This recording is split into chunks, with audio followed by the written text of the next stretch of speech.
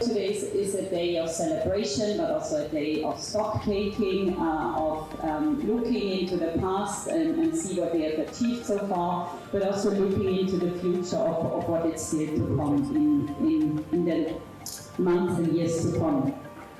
So as you are probably all aware, Switzerland has committed itself to significantly reduce its greenhouse gas emissions by 2030. And the Swiss government has actually recognized quite early on that it was not possible to achieve all of these emission reductions in Switzerland alone.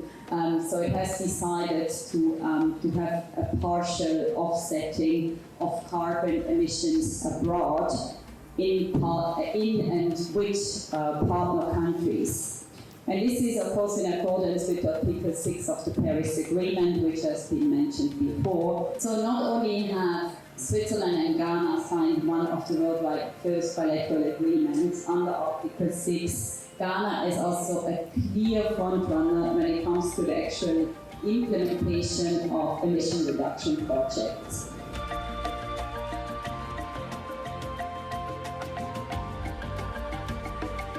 For us, for a long time, this was a very, very technical process, a very, very theoretical framework where we were struggling to break it down in a way that the private sector in Ghana could engage in projects.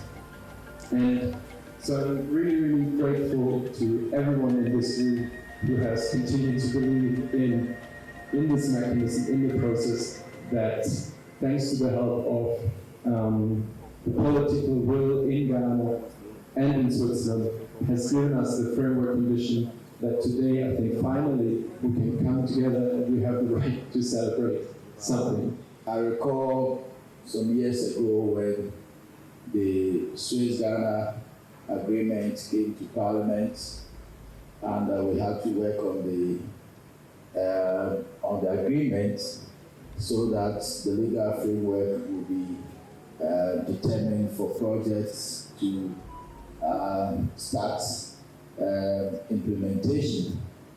Since then, we have only been following the implementation of the agreement from afar. And today, I'm happy that I'm here and that concrete projects that are happening under the agreement could be seen.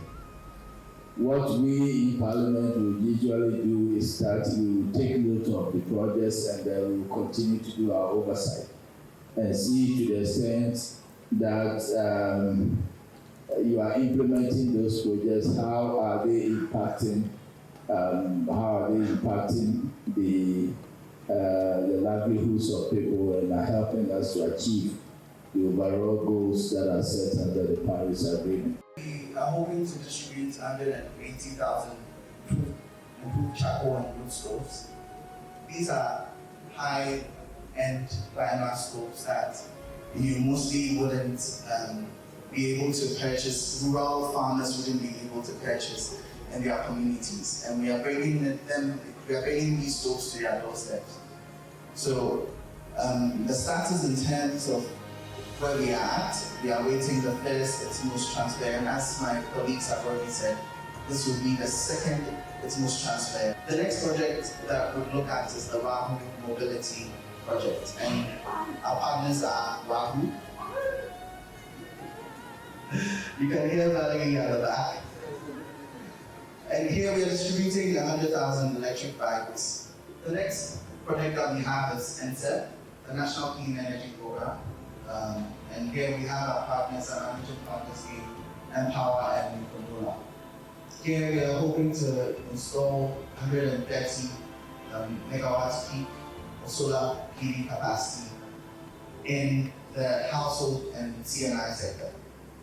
Validation is complete, and we are hoping to move to authorization as soon as possible. We need to make sure that whatever we are going to benefit from this process has to be channeled in a way that it can benefit the people and protect the climate. If the resources that we are going to get from this do not end up doing what is supposed to I'm afraid before I think. I expect that the idea of promoting equitable distribution of the revenues of carbon credits is realized.